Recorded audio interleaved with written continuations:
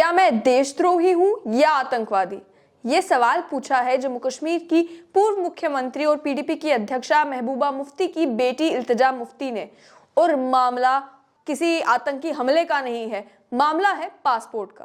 Passport को लेकर Iltija Mufti repeatedly गुहार लगा रही है, कभी रीजनल पासपोर्ट ऑफिस से या कभी कोर्ट के दरवाजे पर दस्तक दे रही है ताकि उन्हें उनका पासपोर्ट मिल सके। अब फाइनली उन्हें पासपोर्ट तो मिला है, लेकिन पासपोर्ट मिला है उनके मुताबिक कंडीशनल, यानी कि 2 साल के लिए वो पढ़ाई के लिए बाहर जाना चाहती थी, तो उनका ये कहना है कि उन्हें पासपोर्ट भी 2 साल के लिए एक पर्टिकुलर कंट्री को ही विजिट करने के लिए दिया गया है। और उनका ये सवाल है, क्या मैं नीरव मोदी हूं? क्या मैं किरण पटेल हूं? क्या मैं कोई चोर हूं? क्या मैंने कोई जुर्म किया है?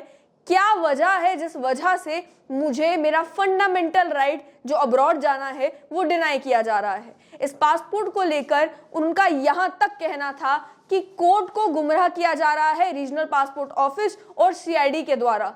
कोई कारण उन्हें बताना चाहिए था मुझे कि आखिर मुझे पासपोर्ट डिनाई करने का क्या कारण है, क्या वजह है, किस वजह से मुझे पासपोर्ट डिनाई किया जा रहा है। अगर कंडीशनल पासपोर्ट मुझे दिया जा रहा है तो कोई तो वजह होगी जिस वजह से मुझे नॉर्मल पासपोर्ट नहीं दिया जा रहा। और ये तक इल्तिजा मुफ्ती ने कहा कि जहां ऑफिशियल सीक्रेट्स एक्ट का इस्तेमाल किया जा रहा है मेरे पासपोर्ट के मसले में, जिस ऑफिशियल सीक्रेट्स एक्ट का इस्तेमाल किया जाता है एस्पियोनाज के मामले में, स्पाइंग के मामले में, तो मैंने ये सब कुछ आखिर कब किया?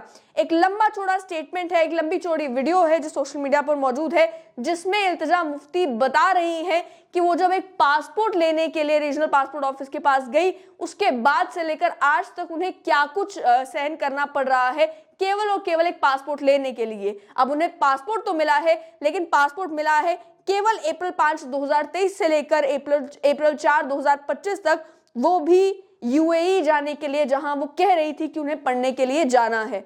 इनका ये कहना है कि जम्मू कश्मीर का जो क्रिमिनल इन्वेस्टिगेशन डिपार्टमेंट है, उनके एडवर्स रिपोर्ट देने की वजह से उन्हें पासपोर्ट लेने में दिक्कत आ रही थी, जबकि उनका पासपोर्ट जनवरी 2 में एक्सपायर हो गया था। उन्होंने जून 8 पिछले साल नए पासपोर्ट के लिए अप्लाई किया था, लेकिन तब से उन्हें पासपोर्ट मिल नहीं रहा था। कारण ये बताया गया कि रीजनल पासपोर्ट ऑफिस जो है वो डिले कर रहा है। कोर्ट ने भी रीजनल पासपोर्ट ऑफिस को मेरिट पर इस केस को देखने के लिए कहा। नतीजा ये निकला कि इल्तिजा मुफ्ती जो कि हायर स्टडीज के लिए जाना चाहती थी, उन्हें कंडीशनल पासपोर्ट जारी कर दिया गया। लेकिन उनका ये कहना है, और आज पीडीपी के हेडक्वार्टर पर एक लंबी चौड़ी प्रेस कॉन्फ्रेंस करके उनका ये कहना था कि जो रीजनल पासपोर्ट ऑफिसर हैं उन्होंने जुडिशरी को मिसलीड किया है। मुझे 2 साल का कंडीशनल पासपोर्ट दे दिया है जो कि केवल यूएई जाने के लिए वैलिड है।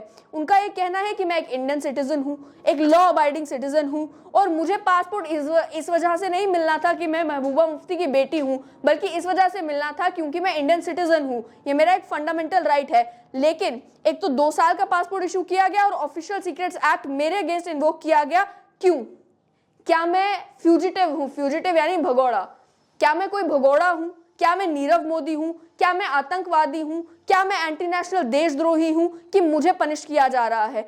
अगर मैं केंद्र सरकार के खिलाफ बात करती हूं, क्या इसका मतलब कि मैं देश के विरुद्ध बात कर रही हूं? इसमें मेरी गलती आखिर क्या है? उन्हें इस सवाल भी पूछा कि मैं कोई कॉनमैन भी नहीं हूं किरण पटेल की तरह, जिसे तो यहाँ पर वीवीआईपी ट्रीटमेंट मिलता रहा। और उसके अलावा उनका ये इल्जाम था कि मुझे एक क्रिमिनल की तरह ट्रीट किया जा रहा है, जैसे मैं बैंक से करोड़ों रुपए लेकर फिर गायब हो गई हूं। उनका यह तक कहना था कि मैं अपने केस को कोर्ट में लड़ती रहूंगी, हालांकि मुझ पर काफी दबाव है इस पिटीशन को विड्रॉ कर लेने का। साथ ही साथ उनका यह कहना था कि जो डिप्टी सॉलिसिटर जनरल हैं, उन्होंने मुझे कहा कि उन्होंने कोर्ट को कहा कि इस पिटीशन को डिसमिस कर दिया जाए क्योंकि पासपोर्ट मुझे इशू कर दिया गया है। लेकिन ये किस तरीके का पासपोर्ट इशू किया गया है? सीआईडी ने कोर्ट को ये कहा कि वो मेरे पासपोर्ट को रोक नहीं रहे, वो मेरे किसी भी फंडामेंटल राइट को वायलेट कर नहीं रहे, लेकिन बाहर जाना, अब्रॉड जाना, विदेश जाना मेरा एक फंडामेंटल राइट है जिससे मुझे रोका जा रहा है। और ये मुझे केवल इसलिए मेरे साथ ये हो रहा है क्योंकि मैं पूर्व मुख्यमंत्री की बेटी हूं। लेकिन मैं पासपोर्ट के लिए इस वजह से एलिजिबल नहीं हूं क्योंकि मैं पूर्व मुख्यमंत्री की बेटी हूं, बल्कि इसलिए एलिजिबल हूं क्योंकि मैं एक लॉ अबाइडिंग सिटीजन हूं। इसके साथ साथ उन्होंने कहा कि अगर मेरे खिलाफ कोई एफआईआर रजिस्टर होती या कोई चार्जेस होते तो भी समझ में आता, लेकिन मेरी गलती क्या है? अगर मेरे साथ ये हो रहा है तो आप सोचिए कि एक कॉमन कश्मीरी के साथ क्या कुछ हो रहा होगा। सीआईडी के ऊपर उन्होंने संगीन इल्जाम लगाए और ये कहा कि बेसिक चीजें जो जैसे कि पासपोर्ट इशुएंस तक को क्रिमिनलाइज किया जा रहा है केंद्र के कहने पर कश्मीर में। इल्तिजा मुफ्ती ने यह भी कहा कि कश्मीर ऑटो पायलट मोड पर चल रहा है, साइलेंट मोड पर चल रहा है। आर्टिकल 370 की अमेंडमेंट के बाद लोगों को अपनी आवाज उठाने की भी इजाजत नहीं है। अगर वो कुछ कहते हैं तो उन्हें जेल भेज दिया जाता है। उनका ये कहना है कि ये तो कंडीशनल पासपोर्ट फ्यूजिटिव्स को, भगोड़ों को भी नहीं दिया जाता, लेकिन पासपोर्ट एक्ट की वायलेशन की जा रही है मुझे कंडीशनल पासपोर्ट देकर। और साथ ही में उनका ये कहना था कि अगर कंडीशनल पासपोर्ट दिया भी गया तो लीगली आपको मुझे बताना चाहिए था कि मुझे कंडीशनल पासपोर्ट क्यों दिया गया है। क्या मैं किसी हवाला स्कैम में इन्वॉल्व हूं? क्या मैं किसी मनी लॉन्ड्रिंग के केस में इन्वॉल्व हूं? सीआईडी ने अगर एडवर्स रिपोर्ट सील्ड कवर में सबमिट की है तो उसमें क्या कुछ है, और आप अगर अपनी रिपोर्ट को लेकर इतना कॉन्फिडेंट है तो आपको ऑफिशियल सीक्रेट एक्ट इन्वोक करने की जरूरत क्यों पड़ रही है? आप उस डॉक्यूमेंट को पब्लिक डोमेन में क्यों नहीं ले आते? इसके साथ साथ में उनका यह कहना था कि मेरे खिलाफ कोई सॉलिड ग्राउंड नहीं है, मेरे खिलाफ कुछ सब्सटैंशियल नहीं है, केवल कोर्ट को मिसलीड करने का काम किया जा रहा है। और इसी का नतीजा ये निकल रहा है कि सरकार मुझे और मेरे परिवार को एज एन एग्जाम्पल यूज करना चाहती है ताकि लोग आवाज उठाना बंद कर दे।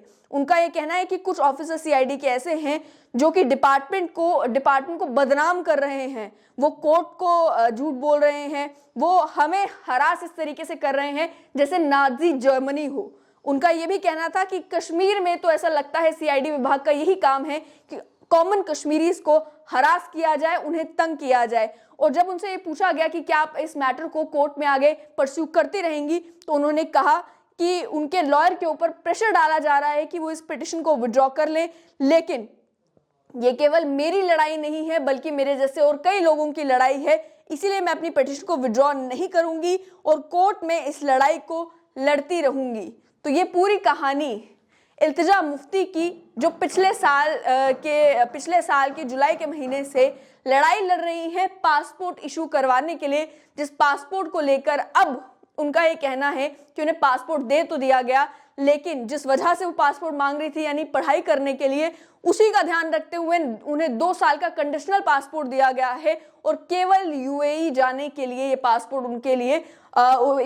उनको दिया गया है।